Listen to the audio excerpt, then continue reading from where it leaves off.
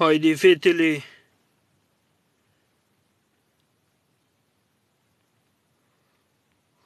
Hai, nebunilor!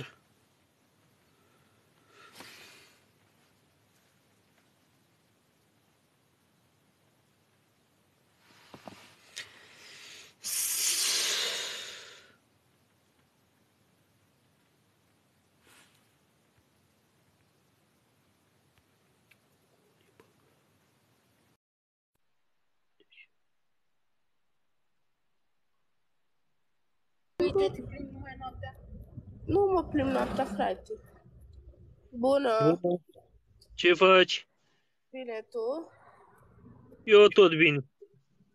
Mă bucur. Eu nu Dar sunt. unde te duci? Am fost... Mă duc acasă, am fost de-am dus băiatul și acum mă duc acasă. Dai băia, nu?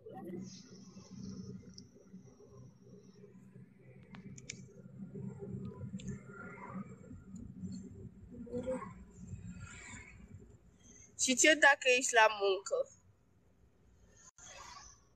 Cine? Un băiat mi-a zis că făcea meci cu mine, dar e la muncă. Ah, Acasă singură, certul și eu sunt singură. da. Bă, frate, tu știi că eu n-am fost umflu roata asta, nu?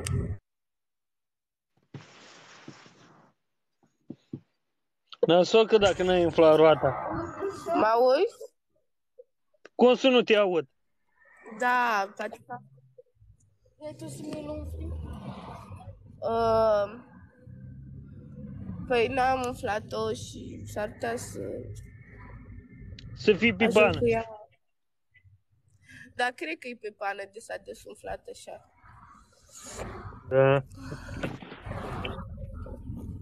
În fine, că văd că merge, nu se aude nimica. N-ai semnal. Cine eu? Tu, dacă ai Plouă semnal... afară, de asta n-am. Nu, eu mă Plouă referam la afară și ăsta. de asta n-am semnal. Nu, eu mă referam... Plouă afară și n-am semnal. Mă referam la ăsta. Eu ce dădea boul ăla cu spatele. Bă, mă refeream la ăsta, mă, mâncați și când are semnalizare. Dar tu unde ești? Cine eu? Da. Cine tu? Cine eu? Eu ce să fac? Sunt pe acasă. Mai ascult niște muzică, că eu sunt... Îmi place muzica. Dragostea mai puțin. Am înțeles. No, bine, hai că... Cred că vine aici.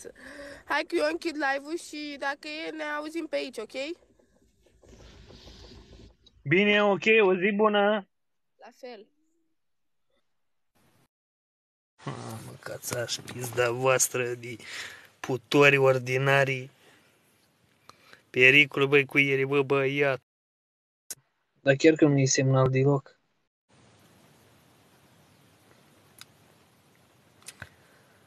Hai să vedem să mai.